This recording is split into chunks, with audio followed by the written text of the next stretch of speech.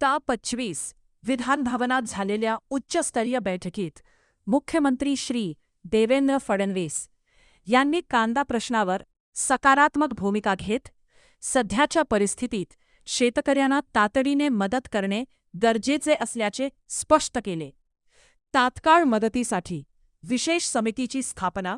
बैठकीदरम्यान मुख्यमंत्र्यांनी कांदा शेतकऱ्यांच्या प्रश्नावर केवळ चर्चा न करता ठोस कृती करण्याचे आदेश दिले आहेत. यासाठी कृषी विभागाच्या अपर मुख्य सचिवांच्या अध्यक्षतेखाली विशेष समिती स्थापन करण्याचा निर्णय घेण्यात आला आहे. या समिती कांदा उत्पादक शेतकऱ्यांचे किती नुकसान झाले आहे आणि सध्याच्या बाजारभावाचा सखोल अभ्यास करून त्यानंतर लगेच मदत कशी द्यायची याचा निर्णय घेईल. तसेच मदतीची रक्कम आणि वाटप कसे करायचे हेही ही समिती ठरवणार आहे.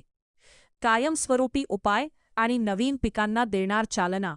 तसेच कांदा प्रश्नावर केवळ तात्पुरती मलमपट्टी न करता कायमस्वरूपी तोडगा काढण्यासाठी सरकार पुढील 1 ते 2 महिन्यांत ठोस निर्णय घेणार आहे.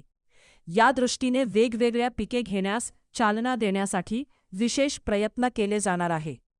त्याचबरोबर केंद्र सरकारशी संबंधित मुद्द्यावर तोडगा घेण्यासाठी याच आठवड्यात केंद्र स्तरावर एका विशेष बैठकीचे आयोजन करण्यात येणार असल्याची माहितीही या बैठकीतून समोर आली आहे.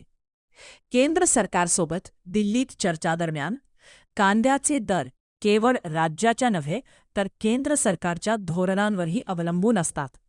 निर्यात शुल्क, साठवणूक मर्यादा आणि इतर तांत्रिक बाबींवर तोडगा काढण्यासाठी राज्य सरकार आता केंद्राशी पाठपुरावा करणार आहे.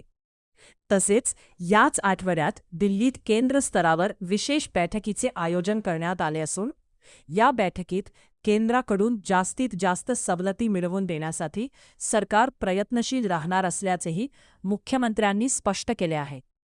बैठकीत कोण उपस्थित होते?